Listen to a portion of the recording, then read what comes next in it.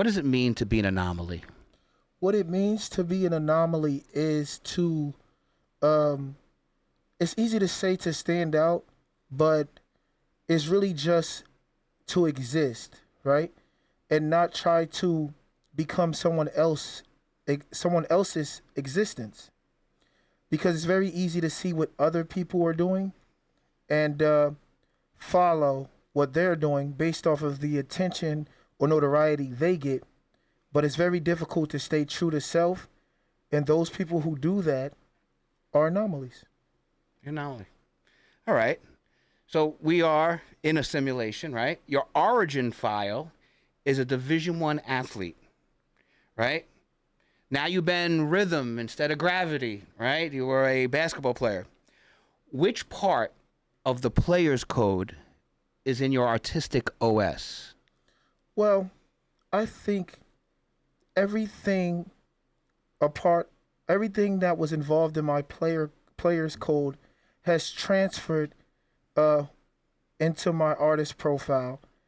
Even, even even down to the discipline that it takes to uh, pursue something that very few people get to say they've conquered. Both fields require a lot of attention and a lot of hard work, perseverance, and I think both of those things kind of slip in between dimensions. Interesting. Interesting. Speaking of dimensions, right, and Yeah, people kind of in a simulation, when you released the anomaly, right? Was that the project, the anomaly. the anomaly? Yes. Yep. Was it broadcast for the Awakened, or was it more of a Trojan horse to kind of, with your melody, kind of pull them into where you are because you are unique, right? And you are operating within a system, and you understand that system, and you know that's why you are who you are. But when you did that project, were you trying to, was it meant to be open and seen and understood, or was it meant to dig deeper? Well, that project was meant to give a different perspective and outlook for those who weren't awakened yet. And we are in, like you said, I am operating within a system, within this simulation, right? The music industry and the music, just the music in general, like I mentioned earlier, a lot of people follow what other people are doing and what other people have gained notoriety from, right? Sure. And the sounds are usually consistent, they're usually the same.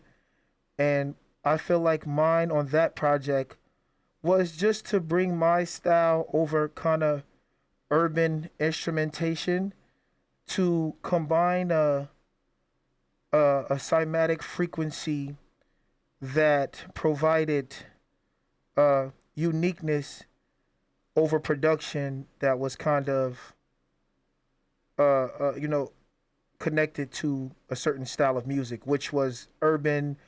Uh, they call it like drill now. They call it like drill instrumentation. So my approach was different. The pockets that I phased in and out of were different, and the message was different. The overall theme of it was, here's this anomaly fighting against uh, the machine's preference, if you will, right? The Completely. preference of microwavable music, and it was sort of, it was kind of a play off of the Matrix. Of course, I'm a huge Matrix fan. Shout out Keanu Reeves and that whole franchise. And it was a play on the Matrix to where I was trying to convey a message that the machine and the unique anomalies can work together. It doesn't have to be a thing. One or the other. Sure. Yeah, it doesn't have to be a thing where you only put attention on certain type of music, but highlight all music and incorporate all music. So it's man and machine working side by side. Was the machine being the music industry, and the man, right? Me, the anomaly, being the unique artist that exists in this simulation. So would you say you are reprogramming R&B? from the inside out? Is that the purpose here? Are you trying to really, or is it just like any artist? It's for me, and the and my fans are my, they're getting to get a peek in at who I am. So, or is it two things happening at the same time? Are you trying to kick a spark to the system, or do it just for yourself? It's initially started just for me, but two things do exist on the same timeline when it comes to this. They are parallel universes when it comes to this because I feel that I'm not reprogramming, but I'm unlocking is what I'm trying to do. I'm trying to unlock the minds and the perception of people who view art in a certain consistency. Speaking of art, Partii dropped today. Yes, it Is did. that correct? Right. Yes. So I have a question. Fun question. Okay. If Partii was a digital artifact, something they found years from now, okay, what line of emotion would it carry? Like, who would it be meant to awaken? Who would you want to talk to in the future with this that you dropped today? What is Partii about? Explain it to the audience and kind of the evolution of where you're going with this. Okay. So I would say in Partii there is a speech in Partii that kind of gives you the message is encrypted. And the message is, if you listen to the speech, the message is that we don't, we see partying as fun. We see partying as, a thing we do for amusement, but we party because we can. It's a choice. We have the choice to party. And I believe, and it's proved too, that civilizations far that predated us, they partied. And it might have been celebrations and rituals, but parties have been going on. Dance and cymatic frequency have been moving the humanoid anatomy for eons, since the beginning of time. And I think it will continue to do that because there is no more powerful thing in the universe than cymatic frequency. Everything is frequency. Everything exists as waves of potential, as Billy Carson likes to say. I'm a huge Billy Carson fan. Shout out Forbidden Knowledge. And so everything exists as, potential waves, and there's nothing more powerful than that. So in that message, I'm saying, you ask who would I want to talk to in the future, Yeah. but it's more so who I would want to party or talk to from the past, because I think time is cyclical. So I don't think it's linear where everything that has been done, can be done, has been done in a different way. And a lot of this stuff is just lost knowledge and lost technology. Mm-hmm. And which takes us to your mask, right? The mask in artistry has been going on since the beginning of time, right? Yes. You could find masks from years and years and centuries, modern times, right? So with the mask, what are you trying to tell the audience? Like, what are you trying to portray to them? What is the message with the mask, or is it just a mask?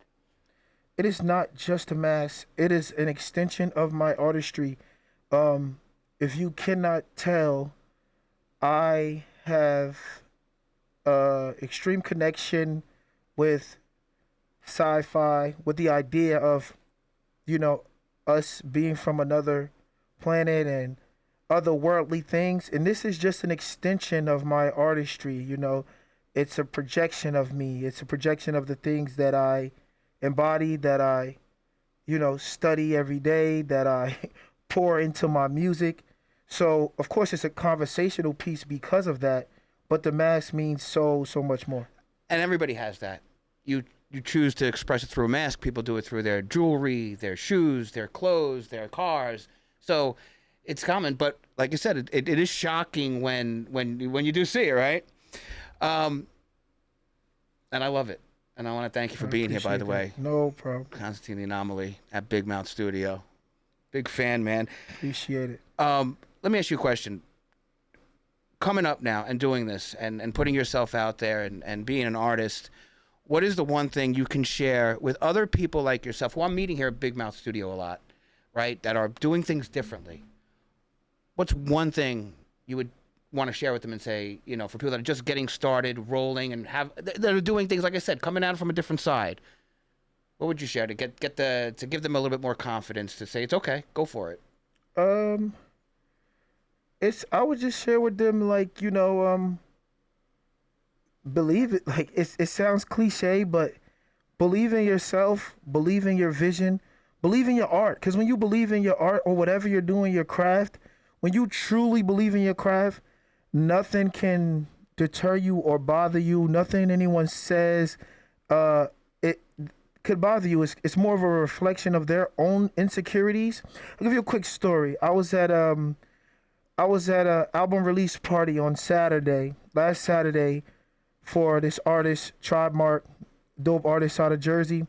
The moment I get in there, the DJ's on the booth and he's trying to clown me about what I'm wearing, and but I stand firm in what I wear because again, it's an extension of my artistry.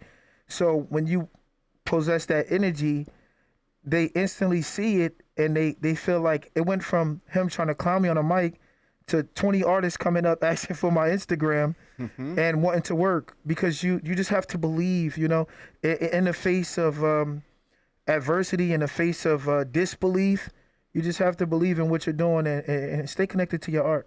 And I can attest to that because a month ago this place opened up, and never in my wildest dreams in the first 35 days that I would think I would have someone like Constantine The Anomaly sitting next to me. I don't know how you got here, but you keep pushing forward and you keep believing.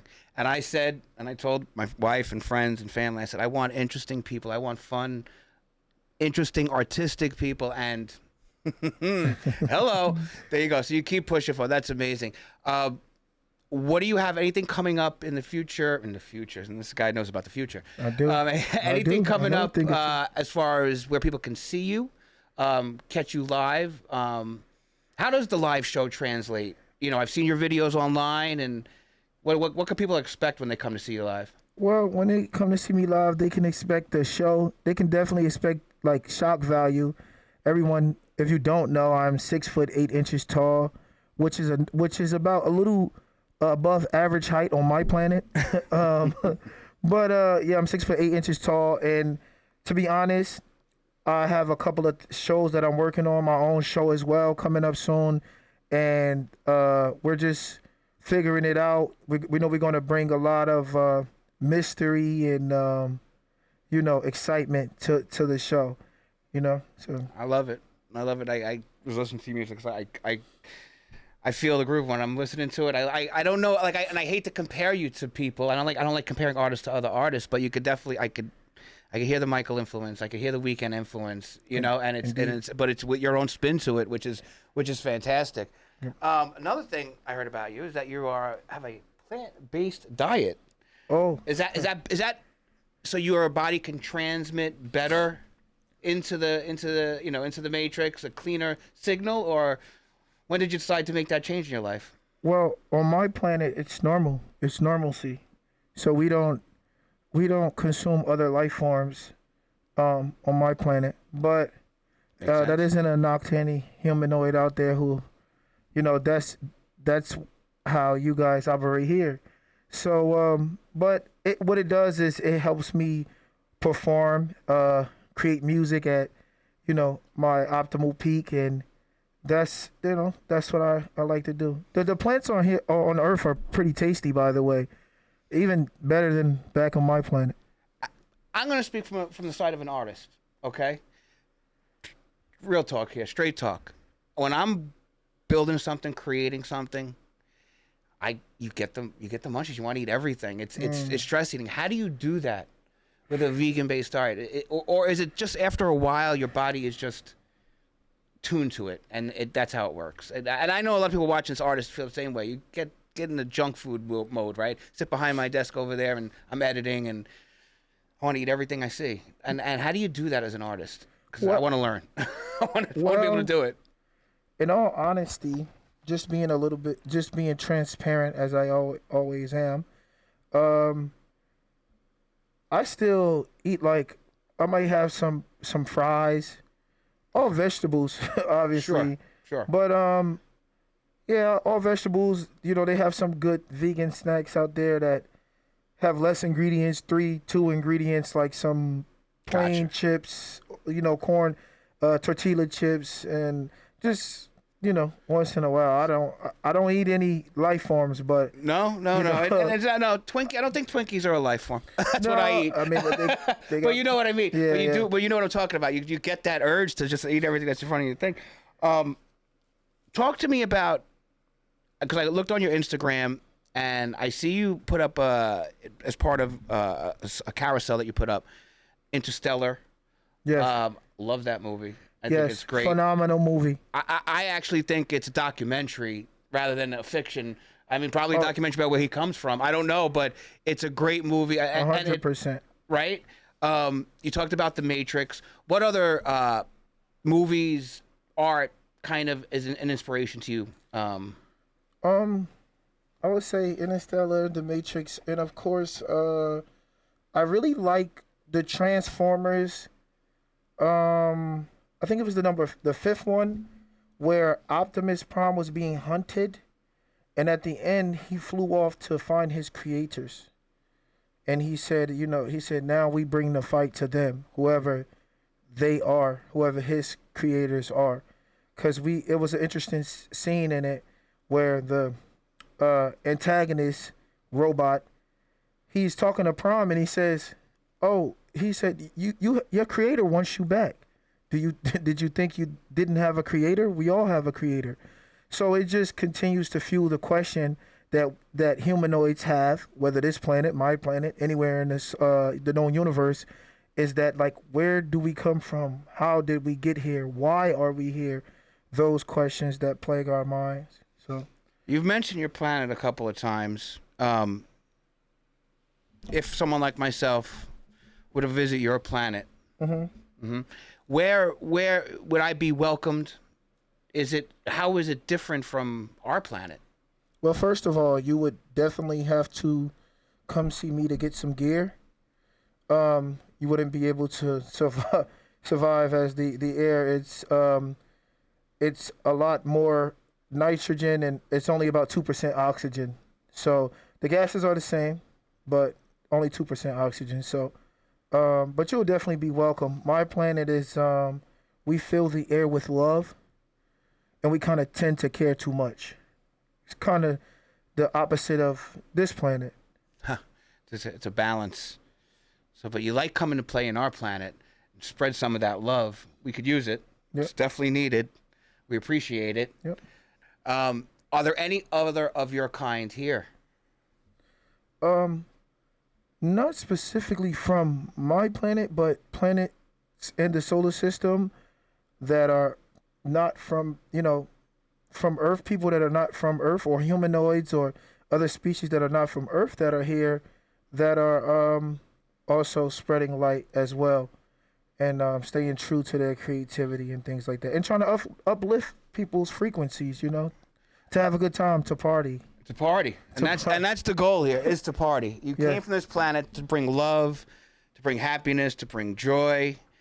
Is there anything else while you're on this mission, right? From the other planet, came here to party, bring love. Is there anything else that you've been sent here to do besides music and partying? Is there any other loves, or is there something that you found when you came here that you're like, oh, I didn't know. I didn't know this planet had that. For as crazy as it is, I do like that. What else? What are your other kind of loves and hobbies, I guess, while you're here on this planet? Um, Basketball. It's a very unique thing that I love. You guys have a thing where you actually hold a controller to play video games. You call them. We don't call it that anymore, but that is something that gets a hold of your mind if you let it, and it could be great. But I would say another thing that I came here to tell everybody is to believe in yourself, to stay connected to all life forms, not just your humanoid life forms, but all life forms. And today is, guess what? World Humanitarian Day, and I just dropped a song "Party," so we could band together, stand together, and party. So that is what I came here to do. And that's what you are doing. And I'm glad you're doing it here at Big Mouth Studio, Constantine. Shout out Big Mal. Yep. After a while sitting down, and you're not so much of an anomaly once you get to know him.